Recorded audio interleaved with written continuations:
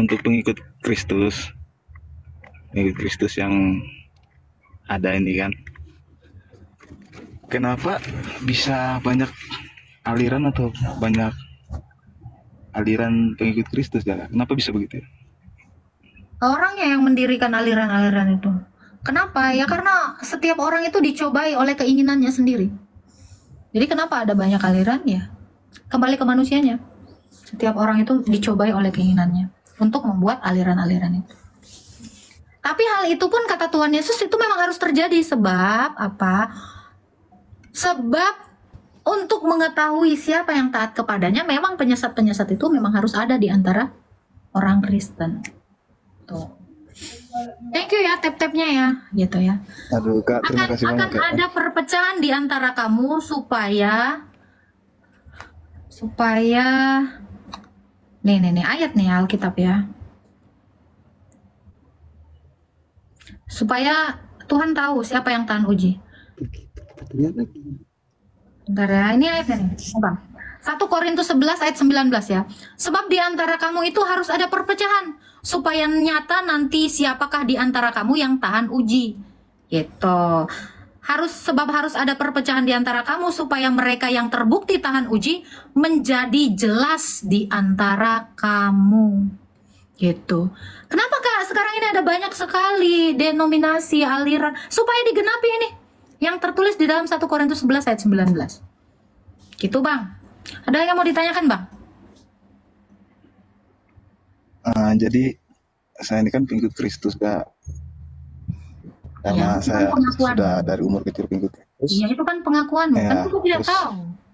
Ya, nah begitu maksudnya, banyak sekali aliran kan, jadi dari kecil kan kita sudah diajarkan, saya ikut aliran ini. Banyak sekali ada sesuatu yang mengganjal begitu, kayak kok ada yang beda-beda gitu gini. Kita sebagai umat Kristus kan harus bisa memilih tujuan kita masing-masing kan, walaupun aliran kita pengikut Kristus banyak gitu. Saya sudah menjawab. Atau gimana itu menurut Kakak? Saya sudah menjawabnya. Sebab harus ada perpecahan di antara kamu, supaya mereka yang terbukti tahan uji menjadi jelas di antara kamu. Jadi nggak jadi bayang-bayang. 1 Korintus 11 sampai 19. 1 Korintus 11 ayat 19. 11 ayat 19. Jadi apa ya Kak? Banyak sekali perpecahan gitu ya. Nah, saya nggak mau mengatakan ini, ada lagi yang mau ditanya. Jadi siapa yang tahan uji itu supaya kelihatan jelas di antara orang Kristen itu. Ini alasannya ini, karena Tuhan itu menguji. Jadi ada di berbagai macam perpecahan aliran ini, ada salah satu yang memang benar nyata gitu. Ya. Atau bagaimana? Bahasanya gimana sih Kak? Siapa yang taat kepada Tuhan Yesus, yang taat kepada Sang Bapa, itu biar kelihatan. Gitu loh. Itu tujuannya. Jadi kenapa sampai ada begitu banyak pecahan-pecahan gereja? Ya ini alasannya ini, udah nggak ada yang lain. Kita itu semua harus seturut dengan kehendak Sang Bapa. Kehendak Sang Bapa ialah apa yang dikatakan Yesus. Siapa yang tidak mengerjakannya, ya dia akan membuat pembaharuan. Itu. Ada lagi yang mau ditanyakan Bang? Itu aja Kak. Nah, Makasih Kak. Tuhan memberkati ya. Siap. Ya, tetap taat di dalam Tuhan Yesus. Oke? Iya, siap Kak, siap. Ya. 1M Agatha, apakah perlu tap-tap 2M? Ya iyalah, masa enggak? Kalau sempat nggak perlu tap-tap 2M, ya udah berarti saya udah selesai ya. Saya end live ya. Harus dong. Air. Apa air? Cair. Emang air es cair. Agat, jangan open Bentar, Kak. Oh iya. Halo Kak. Halo disuruh pakai kateter. Lo kate gue lagi apa ya? Habis operasi disuruh pakai kateter. Ya Bang, silakan Bang Berkat. Kaget aku Bang. Iya, saya Kristen mau tanya tentang ini. Gimana pendapatnya Kak Agatha tentang predestinasi atau takdir dengan kehendak bebas gitu? Karena saya bingung gitu. Oke, jawabannya sesuai lagu ini ya. Takdir memang kejam. Itu kejam Dan Tuhan Yesus itu tidak kejam.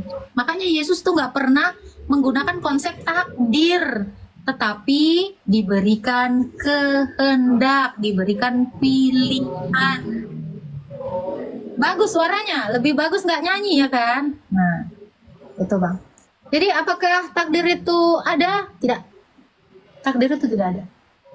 Bahkan termasuk kamu untuk dilahirkan dari keluarga manapun, itu bukan takdir, tetapi itu pilihan orang tuamu. Jadi semua manusia ini memilih. Kalau dikatakan semua ini ditakdirkan, apakah Tuhan menakdirkan Adam itu jatuh ke dalam dosa? Nah, enggak. Jadi semua ini berdasarkan pilihan kita. Nggak ada itu konsep takdir-takdir itu. Coba. Oke. Terus bagaimana pendapatnya Kak Agatha tentang contohnya kayak Firaun yang Tuhan mengeraskan hatinya sampai itu Supaya sampai dinyatakan kemuliaan Allah. Tuhan Oke. memang melakukan itu. Tetapi ya itu bukan suatu takdir, bukan. Jadi menurut Kak Agatha kontroversial tentang predestinasi itu nggak benar. Kontroversi, kalau dikatakan kontroversi, ajaran itu pun nggak pernah ada.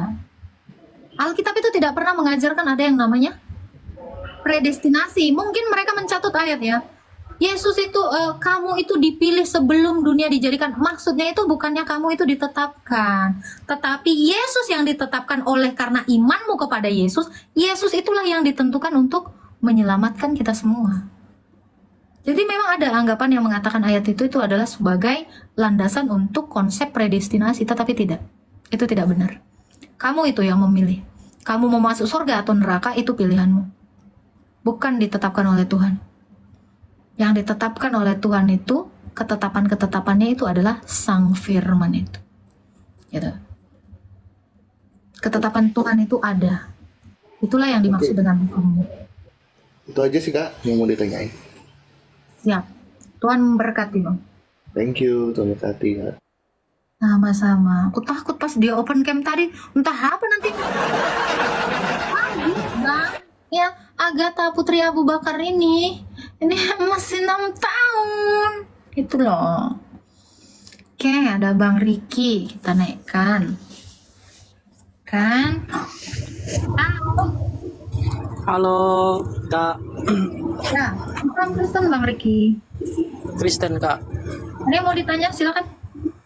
Kak, saya ini kan gereja Gemit, gereja Masihi Injil di Timur Kak. Nggak tahu aku. Silakan Bang. Mau bertanya apa? Tapi saya kan gereja Gemit, tapi waktu saya sudah di Jakarta, saya ikut gerejanya Katolik terus. Apa itu saya salah tidak Kak? Enggak lah, orang gereja itu sama semua kok. Enggak salah, ya karena gereja itu memperbolehkan kamu dimanapun kamu mau beribadah. Nah, masalahnya adalah apakah Katolik ini memberikan Ekaristi itu kepada kamu, kan gitu. Tapi di saat misa tuh saya nggak ikut Kak. Nah iya, berarti kamu harus jadi Katolik dulu supaya kamu dapat Ekaristi, kan gitu. Ya. Oke. Ada lagi yang mau ditanyakan Bang? Iya Kak, Jadi cuman kalau abang cuma mau mendengarkan khotbah saja ke gereja, mending tonton live saya aja. Kamu ke gereja itu untuk Ekaristi. Jadi kalau kamu ke gereja tidak mendapatkan Ekaristi, mending nonton saya aja di TikTok. siap. Jangan siap kak. Kamu itu harus Ekaristi. Ke gereja itu, pertemuan ibadah itu untuk perjamuan, untuk kurban Yesus, bukan untuk khotbah. Jadi kalau kamu ke gereja cuma untuk khotbah nggak dapat Ekaristi, ya sia-sia. Mendingan nonton saya, itu maksud saya. Ongkos, ya kan? Cuman modal wifi tetangga atau apa kuota gitu. Oke. Nah, jadi usahakan kamu ke gereja untuk darah dan tubuh Kristus supaya melalui Ekaristi atau melalui sakramen perjamuan kudus, kamu itu dihapuskan dosanya. Tujuan orang Kristen itu ke gereja untuk itu. Itulah ibadah yang benar, kurban. Ada lagi yang mau ditanyakan, Bang? Itu aja Kak, makasih. Shalom. Ya, shalom, Tuhan berkati, Bang. Usahakan kau dapat darah dan tubuh Kristus ya. Ya, harus bertumbuh meraih jiwa-jiwa. Betul itu Kak Leoni. Aku juga lagi berusaha meraih jiwa-jiwa yang hampa, yang di bawah ini, para haina-haina ini. Saya mau memenangkan jiwa-jiwa haina. Cuma mereka melihat kemuliaan Tuhan Yesus itu yang luar biasa, yang sudah dinyatakan 2000 tahun yang lalu. Jangan beriman kepada yang belum menyatakan apapun. Oh. Dan kalian juga itu ya, sesama teman Kristen itu kalian juga harus menguatkan, bukan menjadi batu sandungan. Jangan pernah jadi batu sandungan, oke? Karena batu sandungan itu hanya untuk permainan ukulele. Oke, jangan lupa tap-tap ya para haina-haina yang di bawah, yang siap menerkam ketika singa ini lengah gitu ya. Kalian ingin mencabik-cabik tubuhnya singa ini. Oh, tidak bisa. Tidak. Patuk lele, kok